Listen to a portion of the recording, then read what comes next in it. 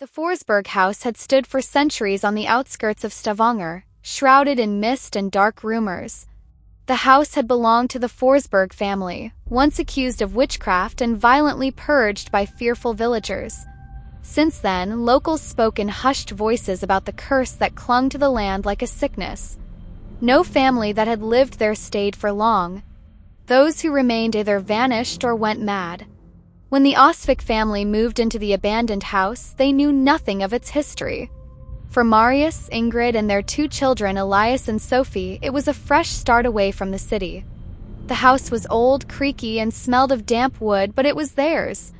The first night was uneventful, except for a strange, distant knocking sound that echoed through the halls. Marius assumed it was the house settling. But as the days passed, the noises grew louder. The warning's Elias, their 7-year-old son, was the first to notice something was wrong. "She says she doesn't want us here," he told his mother one morning. Ingrid frowned. "Who says that, Elias?" "The lady in the hallway." At first, she dismissed it as a child's overactive imagination, but when Sophie, their 10-year-old daughter, started waking up screaming in the middle of the night, Ingrid felt a cold dread settle in her bones. "She was in my room," Sophie sobbed. She whispered my name, and then the walls started bleeding.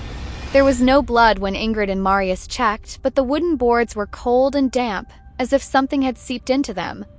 The nightmares began, the disturbances escalated. Shadows moved on their own. Whispering voices echoed in the dead of night. And always that knocking, 3 distinct raps, as if something was trying to get in. One evening, Ingrid stayed up late, reading in bed. Marius had already fallen asleep beside her when she felt something shift in the room. The air grew thick, pressing against her skin like unseen hands. She turned her head toward the corner of the bedroom and froze. A figure stood there. A woman, tall and gaunt, her face twisted in agony, her hollow eyes staring right at her. Ingrid couldn't move, couldn't breathe. The woman's mouth opened, and a ragged whisper filled the air. "You must leave." Then, in an instant, the figure was gone. Truth desperate for answers, Ingrid visited Liv, an elderly neighbor who had lived in the village her whole life.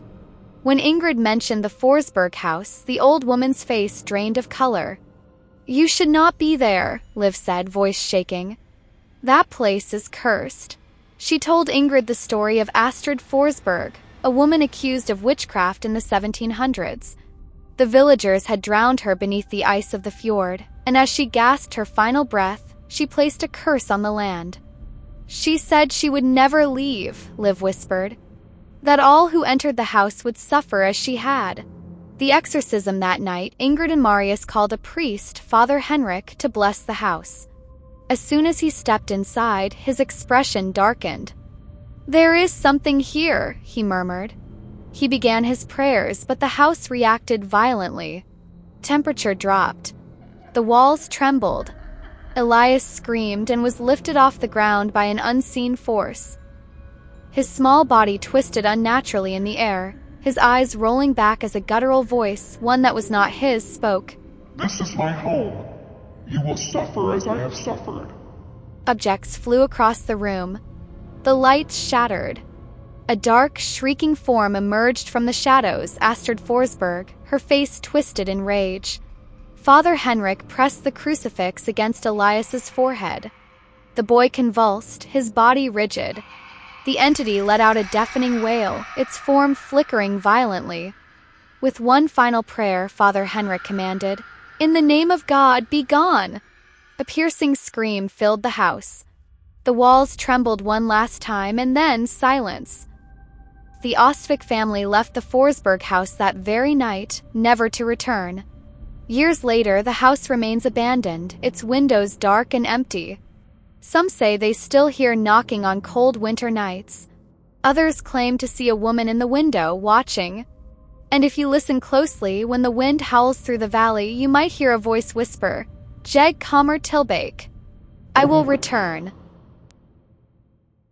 That's it for tonight's tale. But don't worry, there's always more where that came from. Be sure to stay tuned for even more nerve-thrilling horror stories every single week. If you haven't already, hit that subscribe button and join us here at the Hollow Horror. You won't want to miss what's coming next. Until then, stay safe. Or stay scared. See you next time.